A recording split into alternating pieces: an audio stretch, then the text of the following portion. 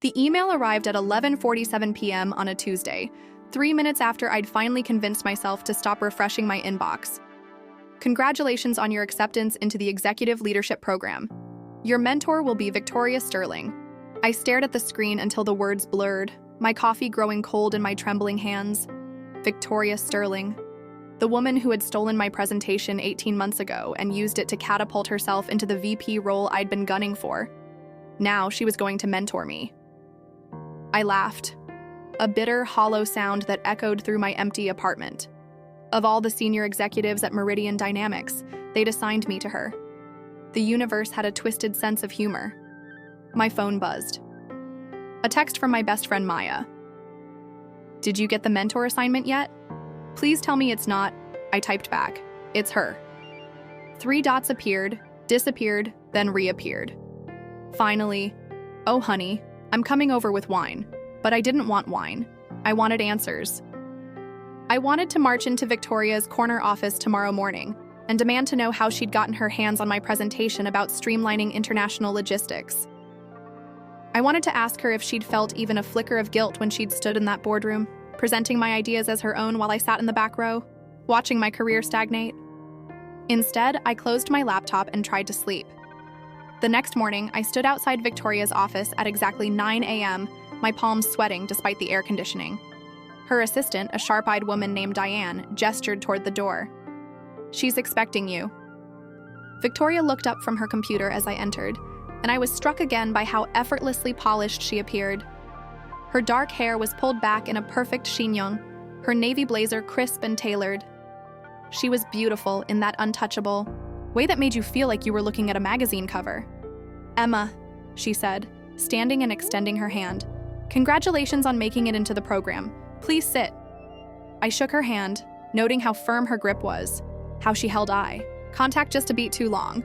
"Thank you," I managed, settling into the chair across from her desk. "I'll be honest with you," Victoria said, folding her hands. "When I saw your name on the list, I requested to be your mentor." My eyebrows shot up. "You requested me?" "I did." She leaned back in her chair, studying me with those piercing green eyes. "You're surprised." That's one word for it. A smile played at the corners of her mouth. "You have potential, Emma. Real potential. But you also have some blind spots that have been holding you back." "Blind spots?" The words came out sharper than I'd intended. "Your presentation skills, for one. Your ability to read a room. Your understanding of corporate strategy." She paused. "These are things I can help you with."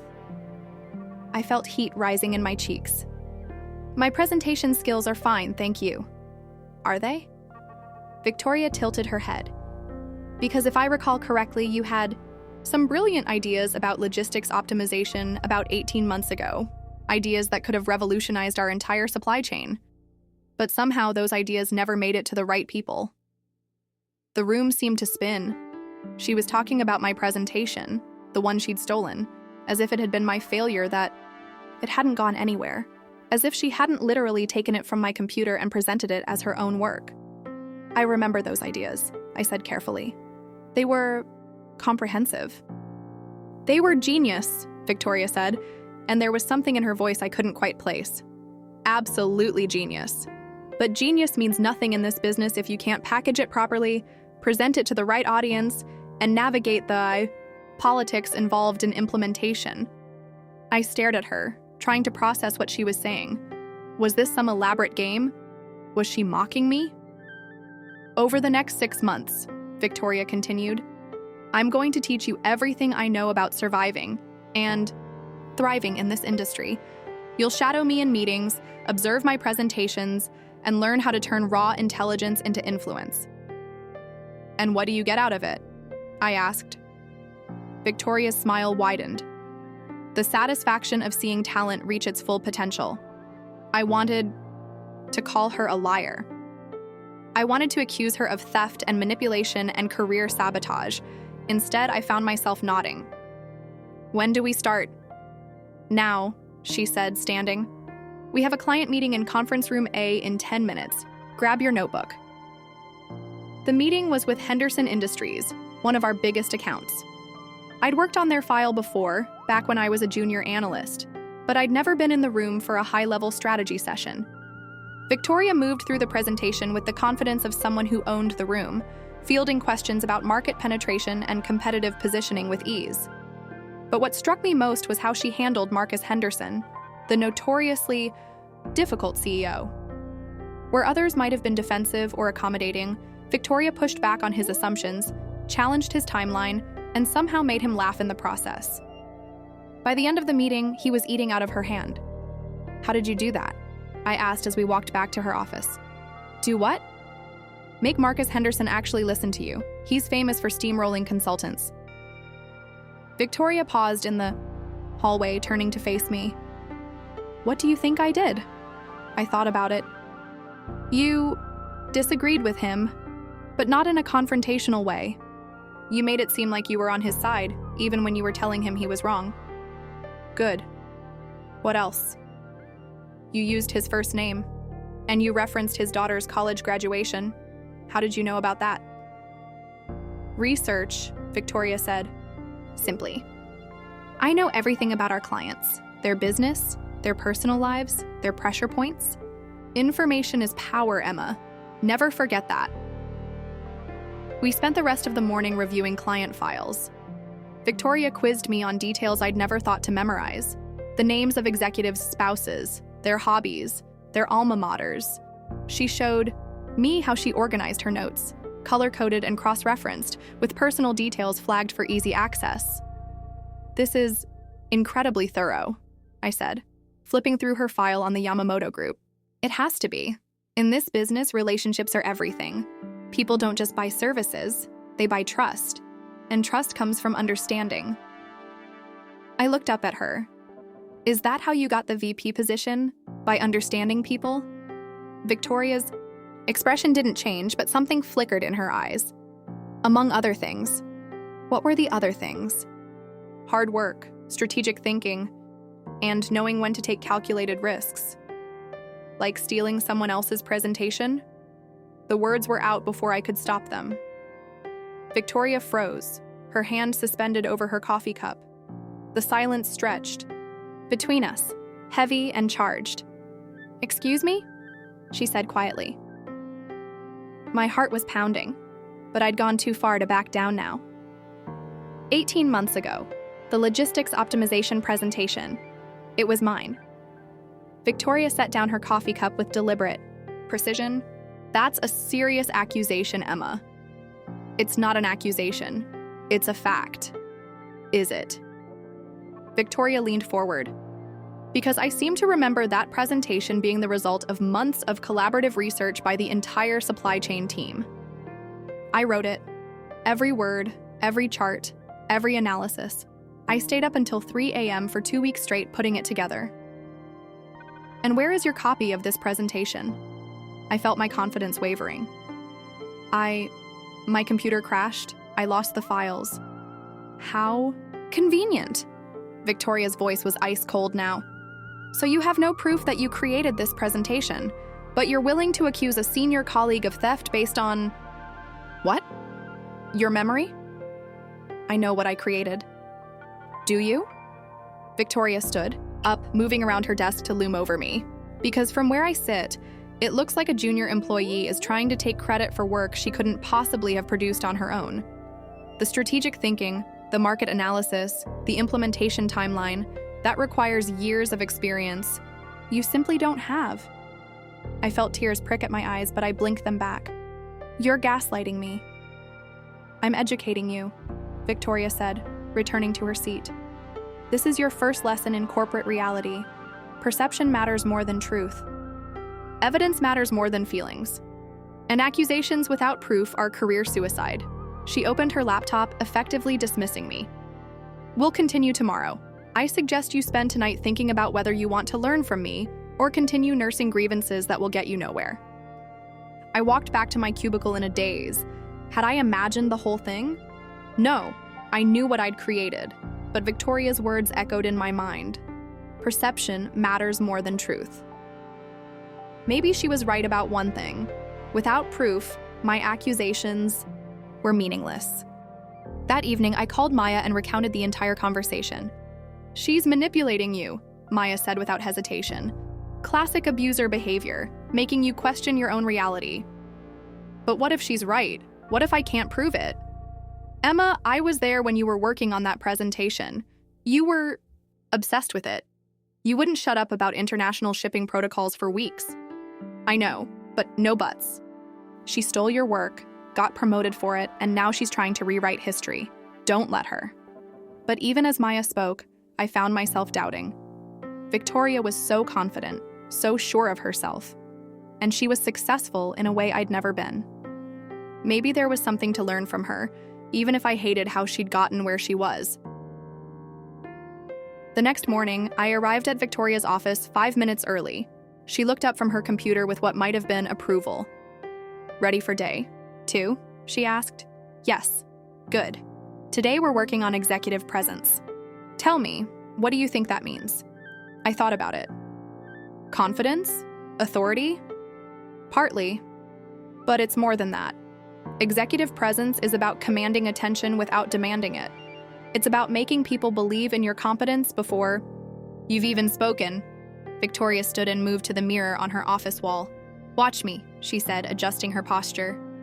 "Shoulders back, chin up, but not too high. You don't want to look arrogant. Eye contact that's direct but not aggressive. And most importantly, economy of movement. Every gesture should have purpose." She demonstrated a handshake, a seated position, the way to enter a room. It was like watching a masterclass in power dynamics. "Your turn," she said. I felt ridiculous, but I tried to copy her movements. Victoria corrected my posture, adjusted my hand position, told me to slow down my gestures. "Better," she said after several attempts. "But you're still apologizing." "What do you mean?" "Your body language is apologetic. You're taking up as little space as possible, as if you're sorry for being here. Successful people don't apologize for existing, Emma. They assume they belong." "That's easy for you to say." Victoria's expression sharpened. "Is it? You think success came easily to me?" "I think it came more easily than you deserved." The words hung in the air between us. I expected Victoria to be angry, but instead, she looked almost sad. "You know nothing about what I've sacrificed to get here," she said quietly. "Nothing about the choices I've had to make or the prices I've paid." "Then tell me." Victoria studied my face for a long moment. "Not yet," she said finally. "First, you need to understand the game we're playing.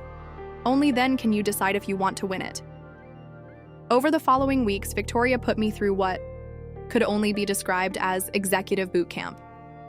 She had me practice presentations in front of increasingly challenging audiences, coached me through difficult client conversations, and taught me to read the subtext in every interaction. I hated to admit it, but I was getting better. My presentations became sharper, my confidence grew, and I started to see patterns in office politics that had been invisible to me before. Victoria was a demanding teacher, but she was also incredibly effective. More troubling was the fact that I was starting to like her. Not romantically, or at least I told myself it wasn't romantic. But there was something magnetic about Victoria's intensity, her absolute certainty in her own abilities. When she focused her attention on me, I felt like the most important person in the room. When she praised my progress, however grudgingly, I felt a rush of pride that was almost embarrassing. "You're falling under her spell," Maya warned during one of our weekly coffee dates. "This is how manipulators work. They make you dependent on their approval." "She's teaching me things I never would have learned otherwise," I protested. "At what cost? You're losing yourself, Emma. The woman I know would never have tolerated half the things Victoria says to you." Maya wasn't wrong. Victoria could be cutting, dismissive, sometimes cruel in her feedback. But she was also brilliant, and I was learning more in these few weeks than I had in years of traditional corporate development. The turning point came during a presentation to the board of directors. Victoria had coached me for weeks on this moment, my chance to present a new market expansion strategy to the company's highest-level executives. If it went well, it could fast-track my career by years. I stood at the front of the boardroom, looking out at 12 of the most powerful people in the company. My hands were steady, my voice clear, and for the first time in my professional life, I felt like I belonged in that room. The presentation went perfectly. I fielded questions with confidence, provided detailed analysis when pressed, and even managed to make the notoriously stone-faced CFO smile at one of my projections. When I finished, there was a moment of silence and then genuine applause. "Excellent work, Emma," said CEO Margaret Chen. "This is exactly the kind of strategic thinking we need more of." I glanced at Victoria, who was sitting in the back of the room. She nodded once, a small gesture that somehow meant more to me than all the applause. Afterward, as executives filed out offering congratulations, Victoria approached me. "Well done," she said simply. "Thank you." I was still buzzing from the adrenaline. "I couldn't have done it without your coaching." "Yes, you could have," Victoria said, and there was something strange in her voice. "You always could have. You just needed to believe it."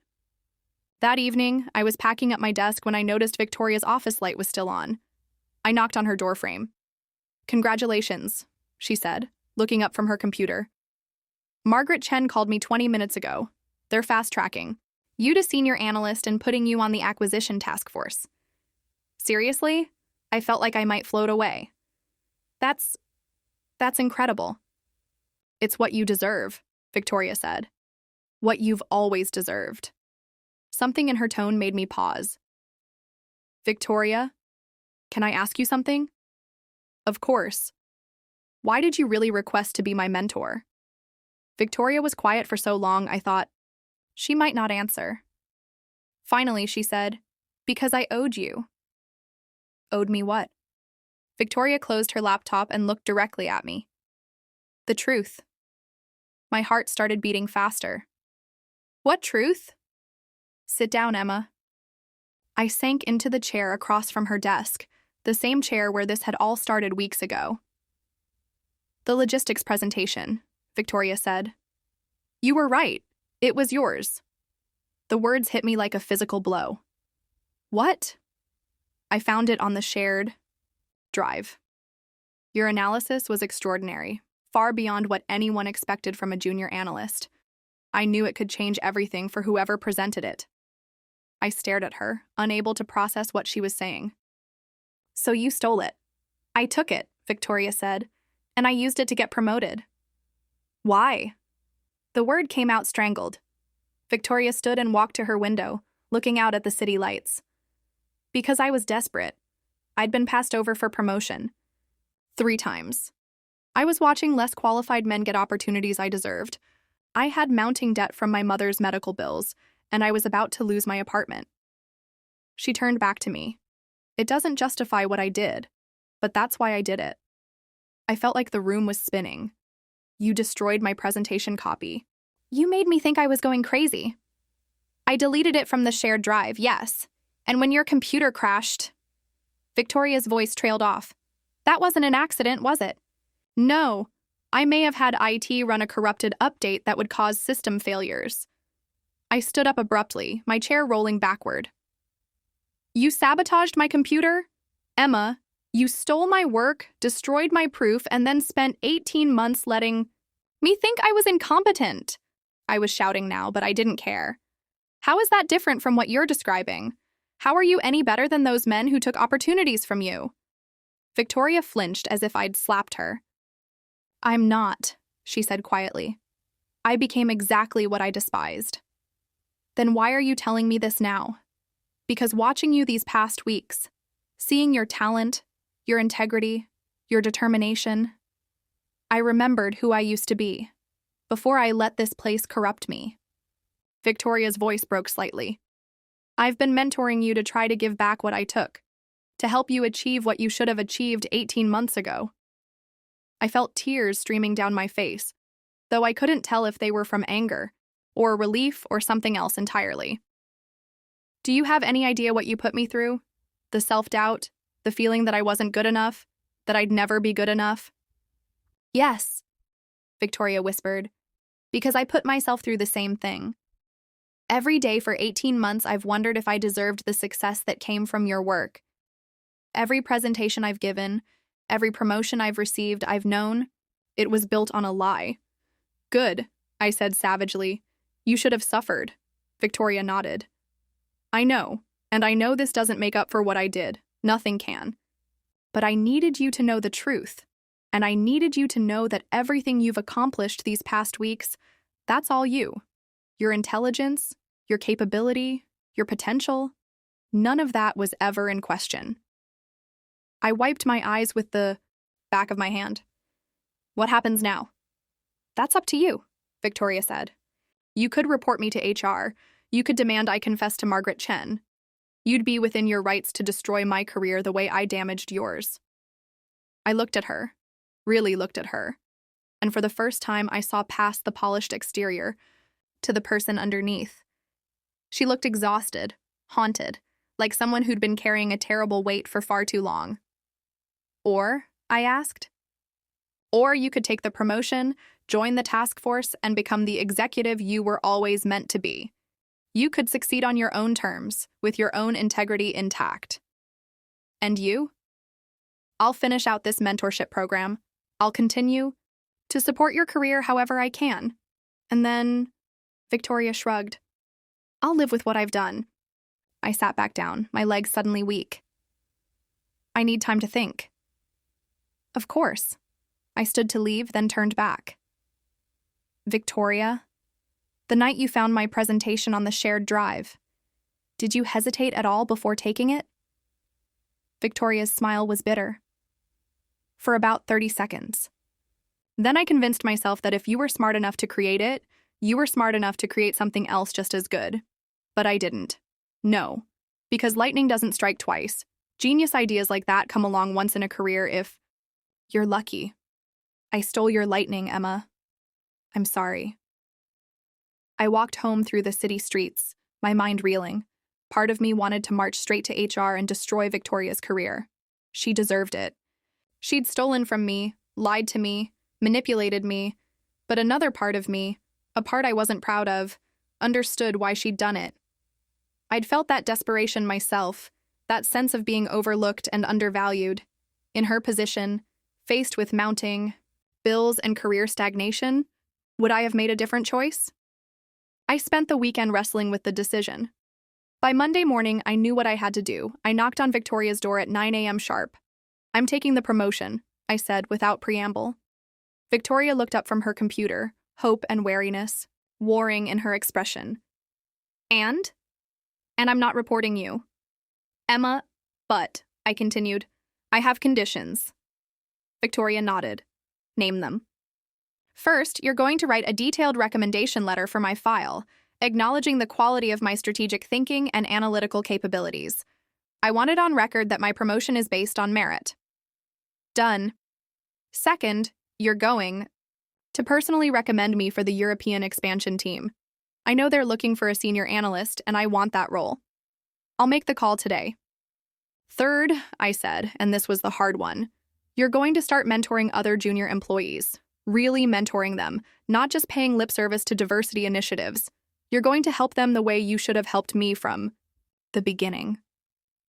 Victoria's eyes filled with tears. Yes, absolutely. And finally, I took a deep breath. You're going to forgive yourself. What? You're going to stop punishing yourself for what you did. Not because you don't deserve punishment, but because your guilt isn't helping anyone. Channel that energy into making sure this never happens again. To anyone. Victoria was quiet. For a long moment. Why? She asked finally. Why are you giving me this chance? I thought about it. Because 18 months ago, you made a choice that came from desperation and fear. Today, I'm making a choice that comes from strength and hope. I want to be the person who chooses to build, rather than destroy. Even after what I did to you? Especially after what you did to me. Because now I know who I am when I'm tested. And I know who I want to be going forward. Victoria stood up and extended her hand. Thank you, Emma. I won't forget this. I shook her hand, marveling at how different this moment felt from our first meeting. Neither will I. 6 months later, I was sitting in my new office in London, looking out at the Thames and reviewing proposals for the European expansion. My phone rang, a call from New York. Emma? It's Victoria. Do you have a minute? Of course. How are things? Good, really good actually. I wanted to update you on the mentorship program. We've paired 15 junior employees with senior executives, and the feedback has been incredible. 3 of them have already been promoted. That's wonderful. There's something else, Victoria said, and I could hear the smile in her voice. Margaret Chen announced this morning that she's stepping down as CEO next year. The board is conducting a search for her replacement. Congratulations, I said, understanding immediately. You must be in the running. Actually, Victoria said, I'm not. I withdrew my name from consideration. What? Why? Because there's someone else I think would be better for the role. Someone with integrity, vision, and the kind of strategic mind this company needs. My heart stopped. Victoria, you can't be serious. I am. The board is very interested in meeting with you when you're back in New York next month. I stared out at the river, trying to process what she was saying. I'm not ready. Yes, you are. You've been ready for longer than you know. This feels like you're trying to make up for what you did. Maybe it started that way, Victoria admitted. But it's not about that anymore. You're the best person for this job, Emma. Not because I owe you, but because you're exactly what this company needs to move forward. I closed my eyes, feeling the weight of possibility settling on my shoulders. What about you? What will you do? I've been offered a position with a nonprofit that helps women advance in corporate leadership. It's a chance to do what I should have been doing all along, helping people succeed instead of competing with them. That sounds perfect for you. I think so too. Victoria paused. Emma, thank you for everything. You gave me something I didn't think I could have. What's that? A second chance.